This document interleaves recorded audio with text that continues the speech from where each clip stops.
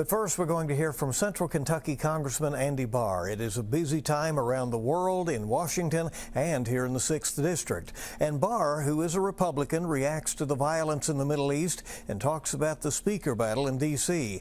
And we talk about some other topics and issues here in the Bluegrass. The congressman was available for us early in the week. Some of our discussion might not reflect some of the later developments. First, as this week is unfolding, we're getting more information about the war situation that's broken out in Israel after the Hamas attack. What is our best hope for a resolution? What's the latest information you have? Well, the latest information, Bill, is that this is an unprecedented, unprovoked attack of our ally, the nation of Israel, by Hamas, Iran-backed Hamas terrorist organization, by land, air, and sea.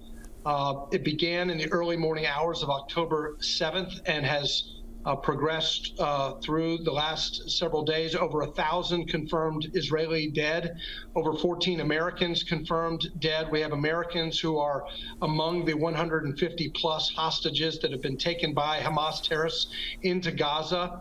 Of course, the terrorists are threatening to murder those hostages right now. So it is in the national security interest of the United States to stand with Israel. We must stand with Israel against this barbaric attack. We are now seeing reports that Hamas terrorists have slaughtered innocent women, children, and the elderly. Reports of babies being killed by terrorists. This is a barbaric act of terrorism that must be confronted and repelled.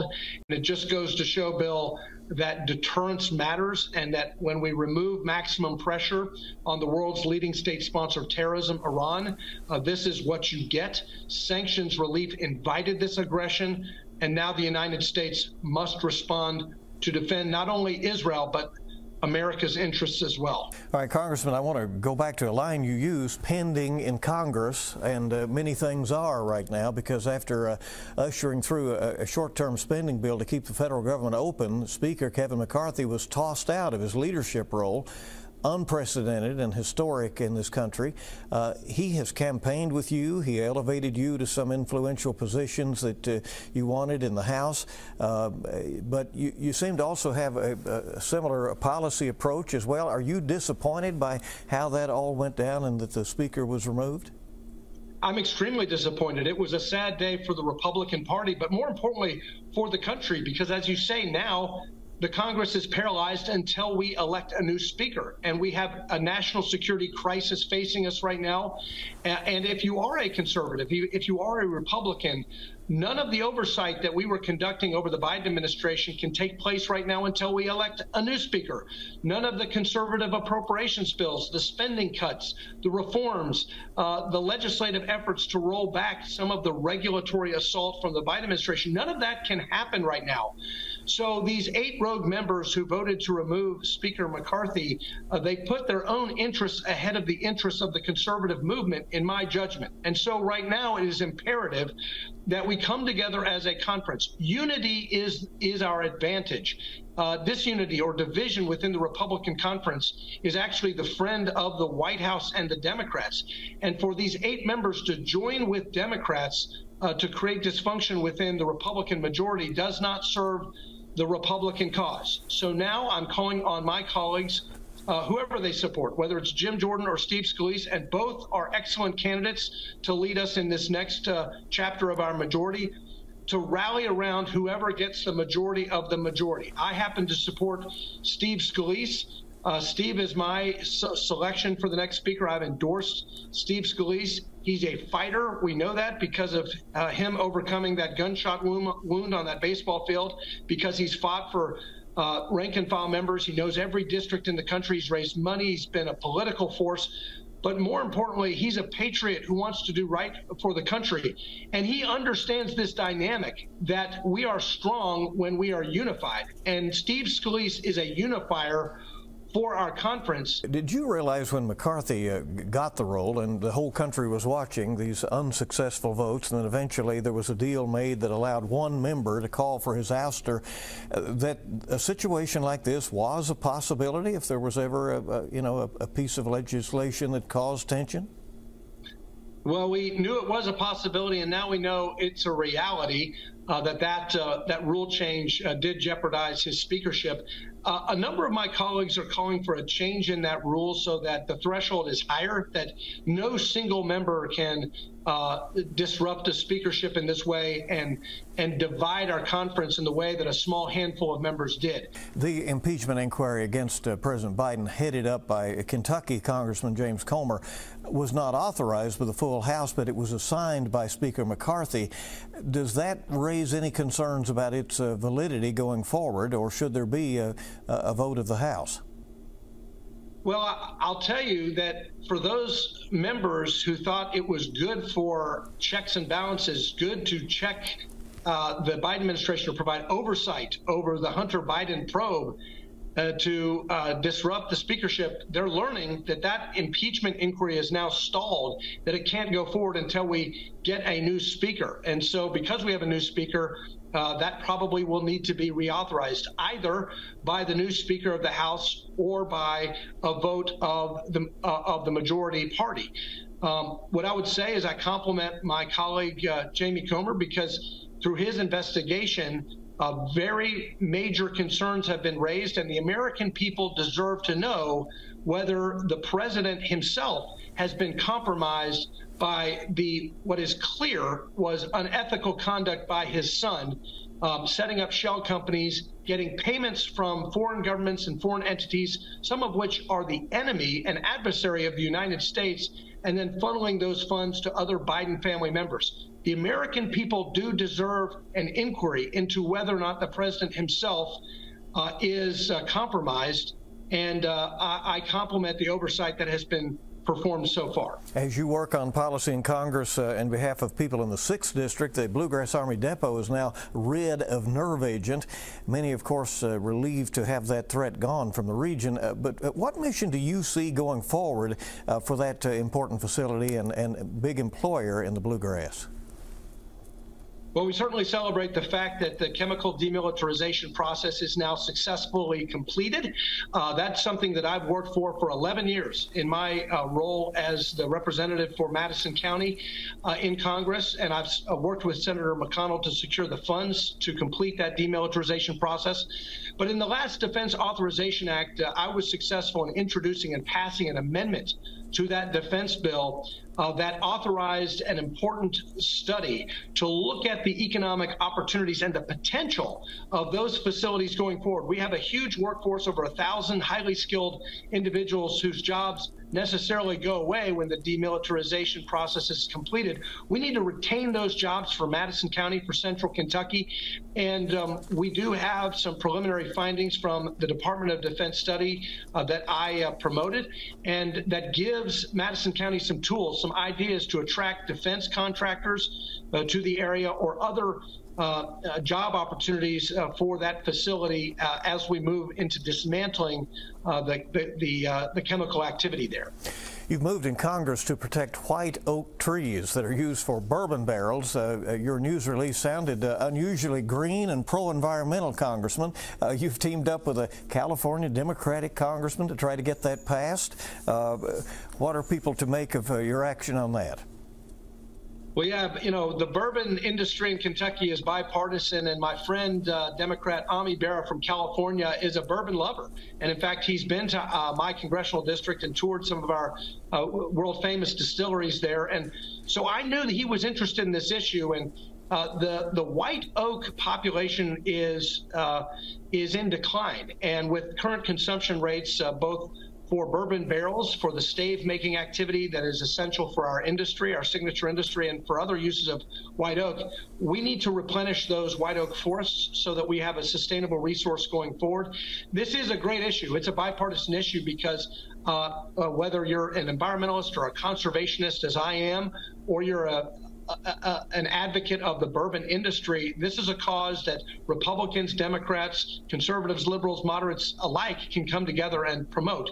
And this is going to be very, very helpful for the University of Kentucky and research at the Beam Institute there to look at ways that we can partner with university researchers to reforest white oak.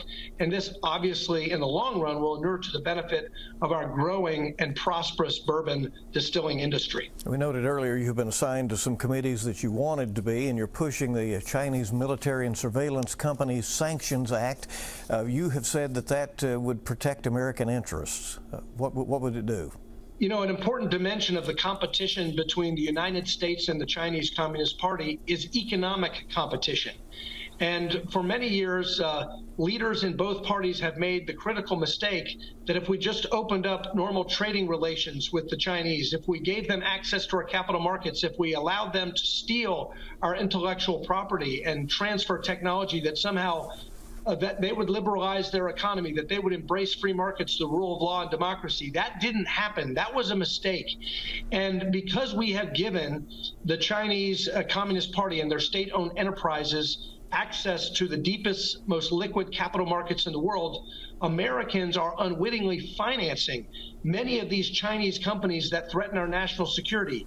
Chinese military industrial complex companies, technology companies, that are producing hypersonics and artificial intelligence and dual-use military technologies. We need to stop that. We need to make sure that we protect American investors. Many of them don't know that they own stock in some of these Chinese companies and their emerging growth funds and 401ks and their IRAs and their 529 plans. And so my bill would use the power of the Treasury Department, the Office of Foreign Asset Control, to apply very strong sanctions on these Chinese entities that threaten our national security. That means those companies could no longer list on U.S. or Western stock exchanges. It means that these index funds would have to take those companies out of their emerging growth funds. And it would mean that Americans would no longer be financing the rise of the Chinese Communist Party or companies that actually fuel the People's Liberation Army and Navy. That is imperative as China continues to threaten the West, continues to threaten the sovereign nations of the South China Sea, and of course threatens a cross-strait invasion of the democracy of Taiwan. You have long been concerned about the immigration issues in this country. The Biden administration has now shifted and is approving some resumption in construction of a part of a barrier wall in one area. Thousands of people have entered the country undetected. What should the U.S. be doing right now on that front, in your view? Well, too little, too late for the Biden administration. Unfortunately, the Biden administration and Secretary Mayorkas have reversed the successful policies of the previous administration. Not only, though, do we need strong border security in terms of infrastructure, we need technology, we need more Border Patrol agents, we need to end the catch and release program and policies of this administration. We need to renegotiate the successful agreements that the Trump administration had in place with the Central American countries. We need asylum reform, and we need to couple all of this tough border security with a sane and reasonable legal immigration system that makes sense, where we're attracting the best and brightest skilled workers and legal workers to our country, and not allowing illegal migrants to cut in line. That doesn't make sense. That's frankly why legal immigrants disapprove of the Biden administration's policy that threatens our homeland security. And in Kentucky, if you talk to the narcotics officers or the Kentucky State Police or sheriff's offices or local law enforcement, they will tell you that the mortality rate, the high drug overdose mortality rate in our state is directly connected to the cartels that exploit our open southern border. So securing our border is about securing Kentucky and preventing a fentanyl crisis from continuing to kill our people. It was basically, I think, 1997 when we had our last major immigration reform in this country. I mean, is it just too difficult to get an agreement to pass something? Well, House Republicans did pass something. We call it the Border Security Act. And we included it in the continuing resolution that I supported and that, unfortunately, a handful of House Republicans defeated. Yes, that's true. Some Republicans joined with Democrats to defeat the toughest border security bill ever put forward in the House of Representatives. But we need to get a new speaker in place and put the pressure on the Senate and the White House to do the right thing and secure the border. One other point I would like to make, and a lot of my constituents may not know this, Americans don't know this, but there is a connection between our porous southern border and the Chinese Communist Party. I have passed through the House in a bipartisan way a bill to sanction many of the Chinese companies that create the precursors, that manufacture the components that go into this synthetic opioid fentanyl. The Chinese Communist Party is collaborating in a very nefarious way with the cartels in Mexico. They send the precursors to Mexico, the cartels assemble it, and then they exploit our open border, and they send this poison into the United States to kill Americans. And so we need to secure the southern border also to protect the American people from the communists in Beijing. All right, Congressman Andy Barr, thank you for giving us a few minutes of time at a very busy and we'll say volatile week in Washington. We appreciate you. And we hope you'll stay with us. We'll be back on